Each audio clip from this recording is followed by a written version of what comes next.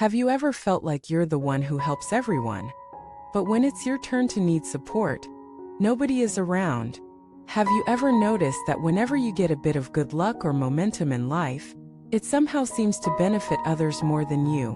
Welcome back to the channel, where we unravel the hidden dynamics behind everyday human experiences and help you reclaim your power. Today's topic is one that affects kind-hearted, generous people the most. Why does it feel like others are always borrowing your good fortune? We'll explore how your energy, mindset, and boundaries shape the direction of your luck, and how to shift that dynamic so your blessings serve you first. There's an old saying, when the candle lights others, it loses nothing of its flame. But what happens when your candle keeps burning for others, yet your own room remains dark? Let us begin with a story. Emma was known as the helper in her group of friends. Every time someone had a crisis, financial, emotional, or professional, Emma was the first to show up. She'd offer her time, her resources, her network. And it felt good at first. But over the years, Emma started to notice a pattern. Every time she made progress in her own life, something would pull her back. A friend would need a place to stay. A sibling would borrow money and not return it. A coworker would take credit for her work. Emma wasn't just generous. She was exhausted. One day, her therapist said something that changed her life. Your kindness is beautiful, but if you keep watering everyone else's garden while yours wilts, you'll have nothing left to give. That hit her like a thunderbolt. Here's what Emma realized: her good luck wasn't being stolen. It was being leaked through misplaced loyalty, poor boundaries, and the unspoken belief that her worth was tied to how much she gave away. Let us unpack that. Many people carry what psychologists call helper's guilt. They feel that unless they're constantly available, they're selfish.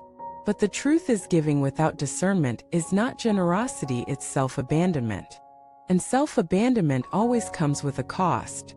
When you're always the one others lean on, you become a pillar. But pillars don't move. They don't grow. They just hold up the weight of everything else. Eventually they crack.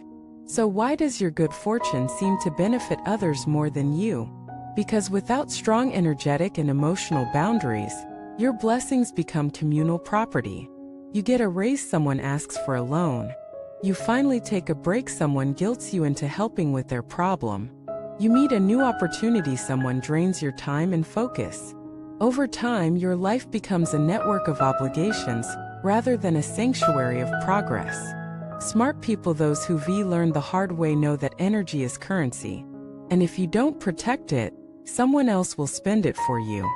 Here are some common patterns that lead to your good luck being borrowed. Overgiving without boundaries.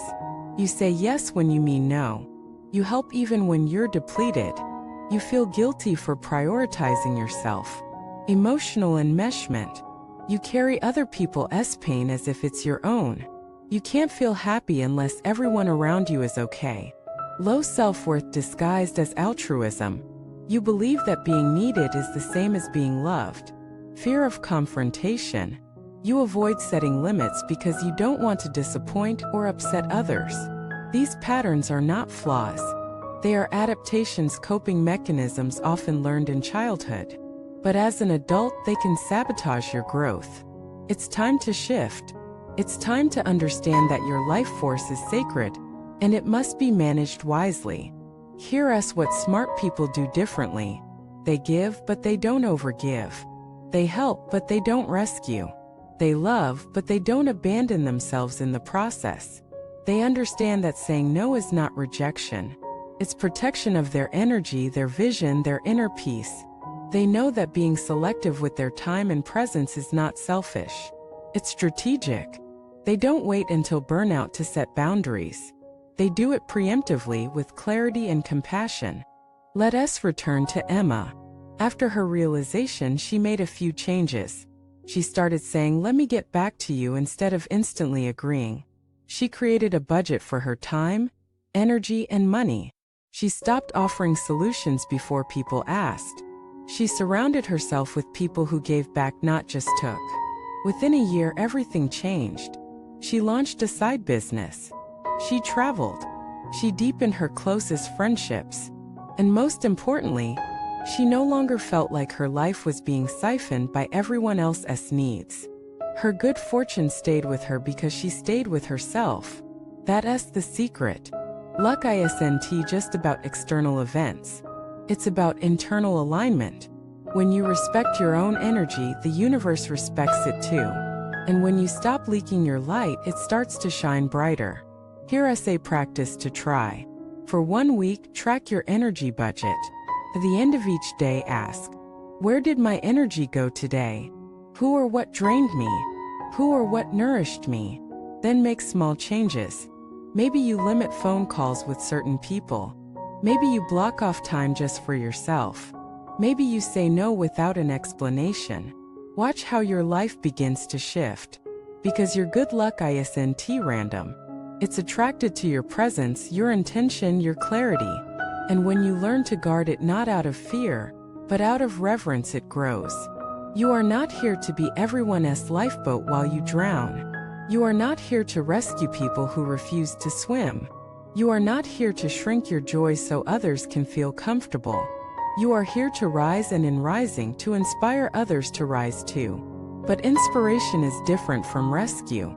Leadership is different from sacrifice. You teach others how to treat your energy by how you treat it. So treat it like gold. Because it is. Thank you for watching this video. If you've ever felt your good luck slipping through your fingers, and you're ready to reclaim it, leave a comment below. Share your experiences, your struggles, and your breakthroughs. Like, subscribe, and pass this along to someone who gives too much without knowing their worth even more.